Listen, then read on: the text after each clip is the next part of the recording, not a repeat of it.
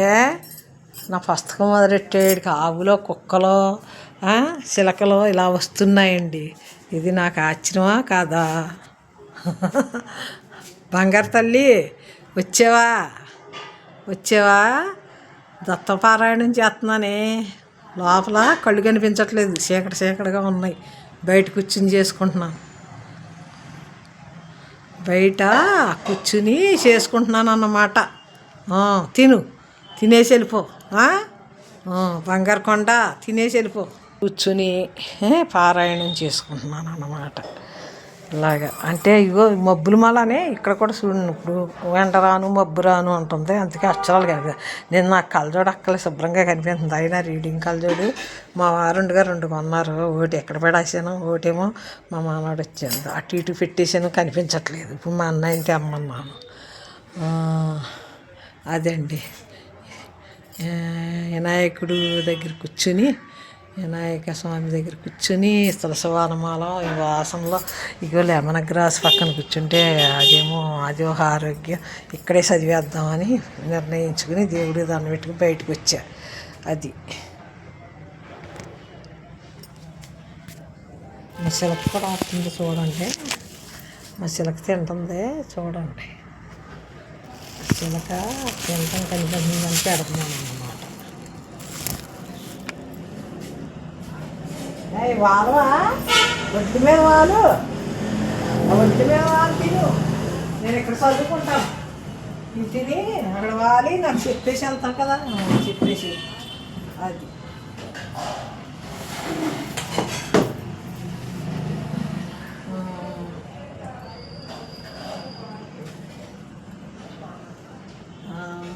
నేను గృహము బయట కొంతసేపు వేసి ఉంటుంది. గృహము యజమాని బయటకు వచ్చి అయ్యా అతిథి అభ్యగత సేవకు నేను నోచుకోలేదు. నా భార్య పరమ గయాళి, ఆమెను కోపం వచ్చిన ఎడల నెత్తి మీద కుండలు పగలగొట్టును. ఈ విషయమును మాత్రము మా గురుదేవులు ధర్మపత్రిను ఆమోయినే సమానము.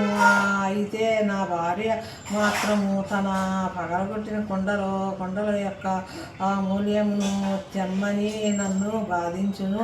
మా గురుదేవులు ధర్మపత్ని మాత్రము ఖండమూలములను తెమ్మని బాధింపదు. అప్పుడే నా నెత్తి మీద కొండలు పగలగొట్టి పగలగొట్టిబడినవి. మా ఇంట అన్యోదకములు లోటు లేదు. నేను ఖండమూలమును మాత్రము ఈజీగా సర్వమే చెల్లించలేను. ఇది నాకు సంకటముగా ఉంది అని ఈరోజు సంభావన కొరకు అవకాశ ఎడల ఇబ్బంది ఉండదు. లేని ఎడల ఎవరి దగ్గర ఆప్తో సప్తో చేయవలేను.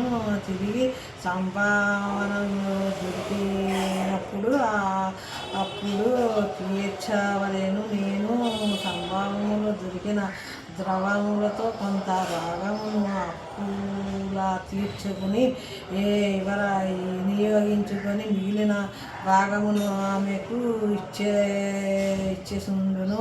ఈ పద్ధతి కొంతకాలం వరకు సాగెను. ఈ మధ్య సంభావములో దొరుకు యావత్తు ద్రవములు ఆమెనే తీసుకొనిండును. అందువలన ఈ అప్పు తీర్చడానికి దారి కనపడడం లేదు. నా పరిస్థితి తెలిసిన వారు ఎవరు అప్పు ఇచ్చుటకు ముందుకు వచ్చుట లేదు. లోకాలు నీకు అప్పు ఇచ్చిన ఎడల ఏ విధముగా తీర్చెదవు? మమ్మల్ని సంభవములు వచ్చినప్పుడు తీర్చమనుకుంటున్నావా? ఈ దారియము ఇప్పుడు మూసుకొని పోయెను. అని అనుసుంటిని స్థితి పరమ పరుడనైన నాకు ఎవరు దానము కూడా చెయ్యటం లేదు. పైగా ఎగతాళి చేస్తుంటిరి. ఇప్పుడు నేను బండమూలములను చెల్లించలేను. నా భార్య నిన్ను కసురుకొని పిదప నన్ను లోనికి పిలిచి, వీధిలో ఒక తీర్థయాత్రికుడు ఉన్నాడు. నీవు అతనితో పోయి ఏ చోటైనా ఎవరినైనా దానమిచ్చి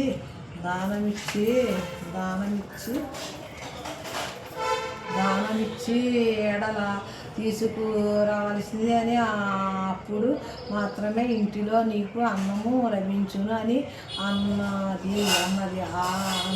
అంతటా ఆ భార్య, ఏదేమైనా నేను నీతో బయలుదేరి వచ్చేదను. నీ గ్రామంలో బ్రాహ్మణుల యొక్క గృహములందు నాకు బాగా తెలుసును. మనకు భోజనము పాటు ₹1,00,000 కూడా ధనము లభించవచ్చును అని ఆ బ్రాహ్మణుడు పలికెను. నేను నివ్వెరపోతిని. శ్రీపాద శ్రీవల్లభో ఏమి విషయము పరీక్ష అనుకొని ఆ బ్రాహ్మణునితో కలిసి ఆ గ్రామములోనికి ప్రతి గృహస్థునింటికి పోయి తిని ధనహారములు మాటలు అటుంచి ఒక్కరును పట్టెడు అన్నము పెట్టాలి వారే కరువయ్యి నాతో వచ్చిన బ్రాహ్మణుడింట్లో పలికెను. అయ్యా, ఇప్పటి వరకు నేను మాత్రమే దూరదృష్టివంతుణ్ణి. నాతో కలియట వలన నీ అదృష్టము కూడా హరించి నీవు కూడా దురదృష్టవంతుడవైతివి. అప్పుడు నేను ఇట్లాంటివి అయ్యా, నా సమస్త జీవులకు ఆహారము సమకూర్చువాడు సర్వసమర్థుడైన శ్రీ దత్తాప్రభువే. వారి కలియుగములో శ్రీపాద శ్రీవల్లభ నామరూపములో కురువరపురము ఈ రావి చెట్టు మొదట్లో కూర్చొనేదను. ఆ పైన శ్రీదత్త ప్రభువు అనుగ్రహాన్ని పలికెను. ఏంటంటే మా శిలకం వచ్చిందా? తిందా? పైన తింటున్నావా? సరే. ఏంటంటే నేను ఇది నెట్లో కొడితే వస్తున్నాయి. చిన్న అక్షరాలు చదవకపోతే నువ్వు అలా పెట్టుకో అని మా పాప పెడితే అసలు ఇంత ఇదిగా లేదు. అన్నీ కొన్ని వెళ్ళిపోతాయి అన్నమాట. అందుకని నేను సొంతంగా చదవాలి అనుకున్నాను. 50 రోజులు చదవాల్సిందే, చదువుతాను అన్నమాట. దత్తపారాయణకి నేసిరిపోయింది అన్నమాట.